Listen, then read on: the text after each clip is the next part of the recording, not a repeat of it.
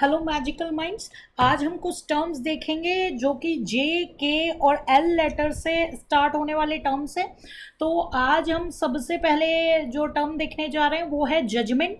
Judgement के बारे में आपको आइडिया है, अगर कोई भी केस लगा हुआ है और कोर्ट जो है, कोर्ट ऑफ लॉ जो है, चाहे वो केस सिविल केस हो चाहे क्रिमिनल केस हो, इसके बारे में डिसीजन देता है, रूलिंग प्रोवाइड करता है, उसको हम जजमेंट बोलते हैं। नेक्स्ट है हमारा जंबो सर्टिफिकेट।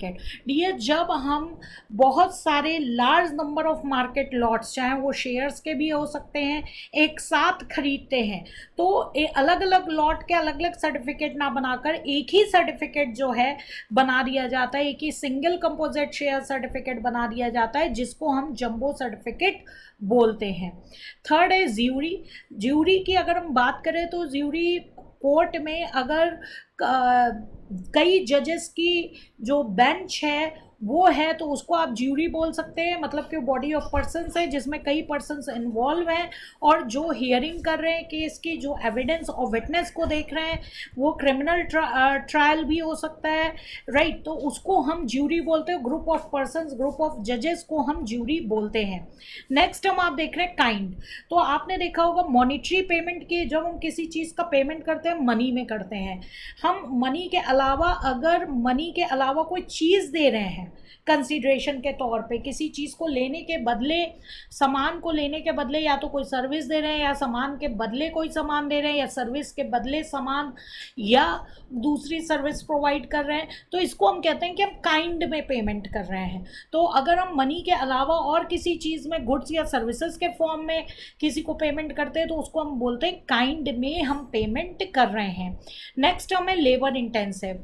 जहाँ पर लेबर का बहुत ज़्यादा यूज़ होगा, जैसे फैक्ट्रीज होती हैं वहाँ पे मशीन्स का यूज़ कम है, लेबर का यूज़ ज़्यादा है, लार्ज नंबर ऑफ लेबर्स जो हैं वहाँ पे काम कर रहे हैं, राइट। वो काम मशीनों के थ्रू नहीं हो सकता है, वो काम हाथ से ही किया जा सकता है, तो उसको हम लेबर इंटेंसिव फैक्ट्री या लेबर इंटेंसिव मैन्युफैक्चरिंग जो है बोलेंगे।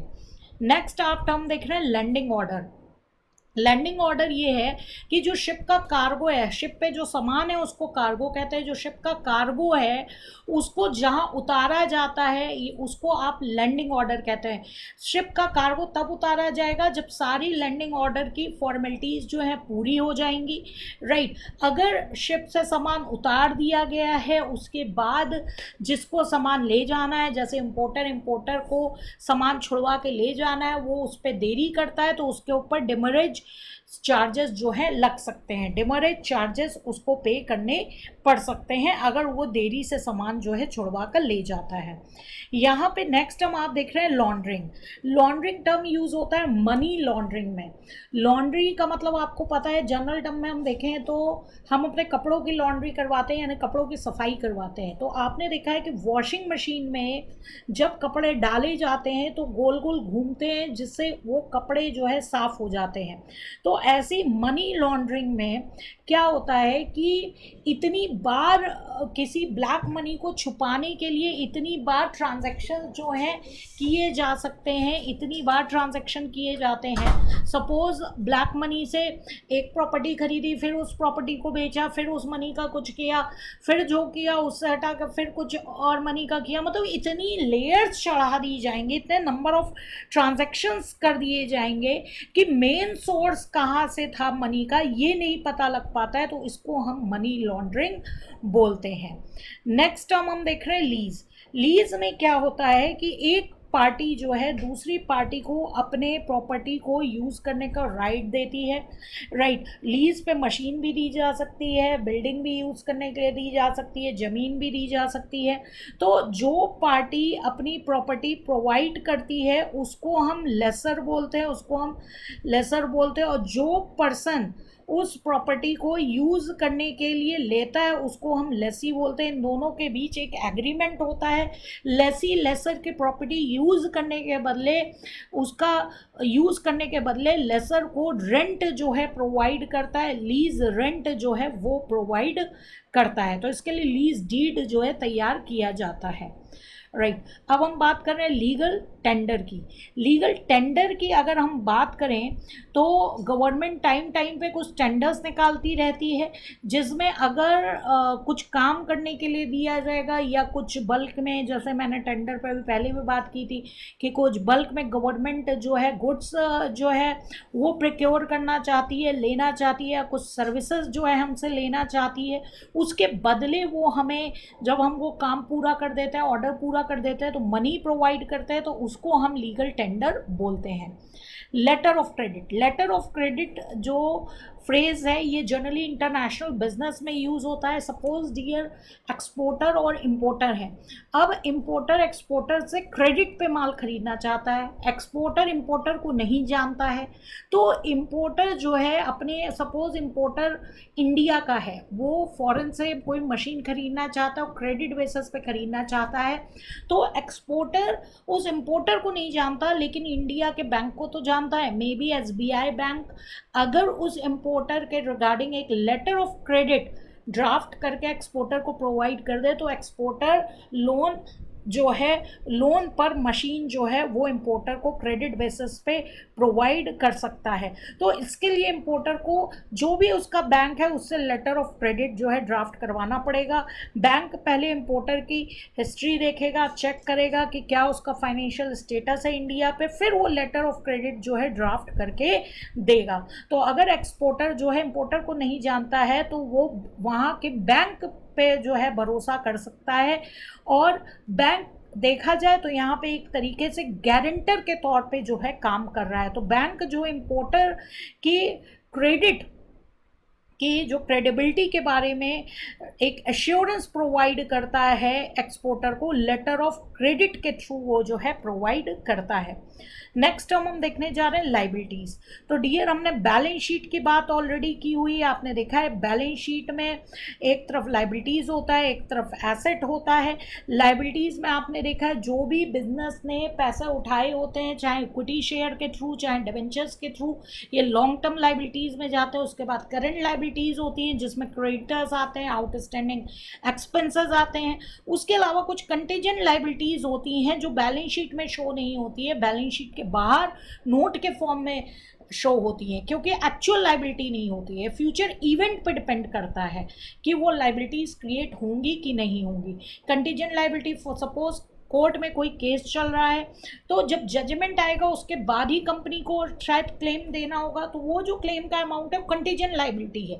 जब कोर्ट का जजमेंट आएगा तब वो क्लेम का अमाउंट जो है वो डिसाइड होगा। तो ऐसी लाइबिलिटीज़ को हम क्या बोलते हैं, कंटीजेंट लाइबिलिटी, जिसका जो आउटकम है वो फ्यूचर इवेंट पे डिपेंड करता है कि वो लाइबिलिटी क्रिएट होगी कि नहीं होगी। नेक्स्ट जो आप टर्म देख रहे हैं लायबल। लायबल का केस डालना, लायबल का मतलब होता है, आप लायबल का केस आप कह सकते हैं मानहानि का दावा करना।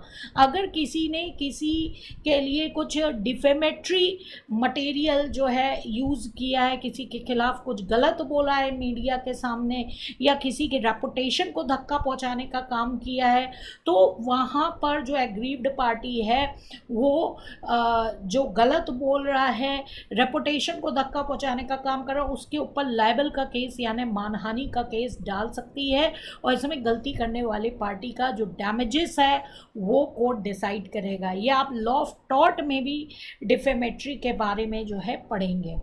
नेक्स्ट हम टर्म देख रहे हैं लाइसेंस।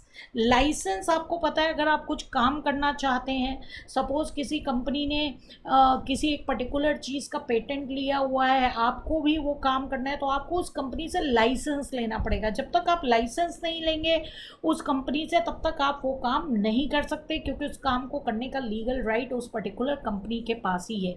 तो कंपनी कंपिटेंट अथॉरिटी हो गई, तो अलग अलग जगह अलग अलग चीज़ों के लिए लाइसेंस जो है लेना पड़ता है, आप कह सकते हैं परमिशन लेना पड़ता है। देन जैसे कि ड्राइविंग लाइसेंस होता है, तो आपको ड्राइव करना है तो गवर्नमेंट आपको लाइसेंस इशू करती है, हाँ आप ये इंश्योर करने के बाद कि आपको गाड़ी चलानी आती है, तो इसको लाइसेंस लेना कहते हैं, राइट। नेक्स्ट हम आप देख रहे हैं लेन। लेन का मतलब होता है, जनरली आप सेल ऑफ गुड्स एक्ट में भी पढ़ेंगे और कई जगह भी पढ़ेंगे कि लेन का राइट। लेन का राइट मतलब आप किसी सामान को रोक के रख सकते हैं। अगर सामने वाले ने आपका कुछ पेमेंट नहीं किया है या कुछ और काम करना बचा हुआ है, कॉन्ट्रैक्चुअल ऑब्लिगेशन करना कुछ बचा हुआ है उसके पार्ट पे ऑब्लिगेशन, तो जब तक वो उस ऑब्लिगेशन को पूरा नहीं कर देता है तब तक आप उसके किसी भी सामान को रोक के रख सकते हैं। अगर किसी भी सामान को रोक के रख सकते हैं तो उसको जनरल लेन कहते हैं। अगर किसी पर्टिकुलर प्रॉपर्टी को रोक के रखने की बात है तो उसको पर्टिकुलर लेन कहते हैं। इसके बारे में आप जो है सेल ऑफ गुड्स एक्ट में भी पढ़ेंगे। अनपेड सेलर का जो लेन का राइट रहता है, कॉन्ट्रैक्ट एक्ट में भी इसका जिक्र जो है आएगा। नेक्स्ट जो हम देख रहे हैं टर्म, वो आप लिमिटेड लायबिलिटी का देख रहे हैं। कंपनी लॉ में आप पढ़ेंगे कि कंपनी जो है लिमिटेड लायबिलिटी के साथ होती है।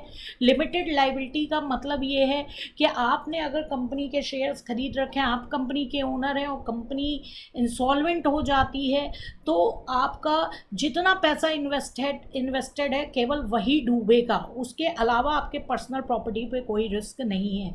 जबकि हम देखते हैं सोल प्रोप्राइटरशिप के बिजनेस में, नॉर्मल पार्टनरशिप HUF के केस में जो लायबिलिटी है वो लिमिटेड नहीं होती है, अनलिमिटेड लायबिलिटी होती है।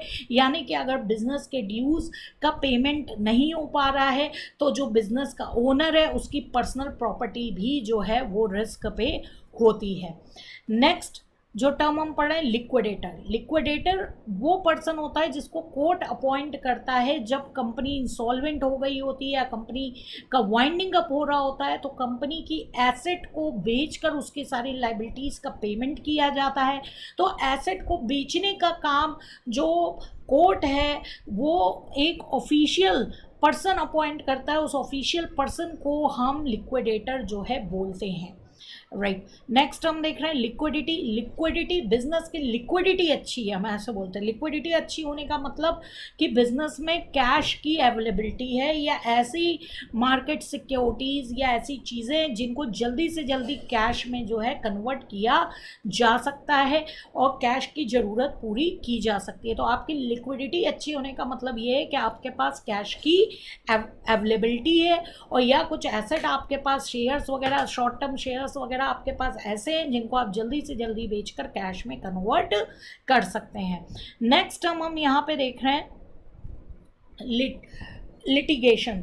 लिटिगेशन या लिटिगेंट में आप ये देखेंगे अगर एक पार्टी जो है दूसरी पार्टी पे केस फाइल करती है तो ये बोला जाता है कि उसने दूसरी पार्टी के ऊपर लिटिगेशन किया है। तो जो लिटिगेंट कौन कहलाएगा, जो केस की पार्टी है उसको हम लिटिगेंट जो है बोलेंगे। आई होप डियर आपको इतने टर्म्स समझ में आ गए होंगे। आगे वाले टर्म्स के लिए हम नेक्स्ट वीडियो में मिलते हैं। Thank you.